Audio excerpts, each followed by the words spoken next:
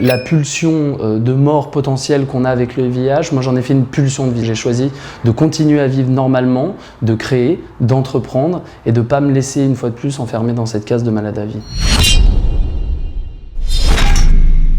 J'ai commencé moi dans la vie professionnelle en ouvrant une agence de communication Les Mauvais Garçons, j'avais 18 ans. Après j'ai ouvert mon premier restaurant à 25 ans. À 25 ans, j'ai également découvert que j'étais séropositif. Mon histoire est assez banale, c'est-à-dire comme tout le monde, je suis allé faire un test dans un laboratoire et le test c'est un petit peu le certificat pour le droit d'aimer. Quand j'ai poussé la porte du laboratoire, on m'a dit donc que j'étais séropositif. Et là tout s'est écroulé sous mes pieds. J'avais les vieilles images d'Épinal qu'on voit d'ailleurs dans ce très beau film 120 battements et je me suis dit qu'est-ce que va être ma vie, qu'est-ce que je vais devenir et comment je vais pouvoir gérer cette maladie et le regard des autres. J'ai appelé la banque pour financer ce premier restaurant et la banque m'a dit « Monsieur, vous n'êtes plus apte ». Aujourd'hui, pour les porteurs du VIH, c'est la double peine en permanence. C'est-à-dire qu'il y a le regard des autres et il y a aussi la double peine institutionnalisée. Donc ça peut être l'accès à l'emprunt. On fait face à des surprimes de 100%, c'est-à-dire qu'on paye le double du taux d'assurance qu'une personne normale, alors qu'aujourd'hui, on a la même espérance de vie que la moyenne des Français. Donc moi, mon combat, c'est le droit à la vie normale.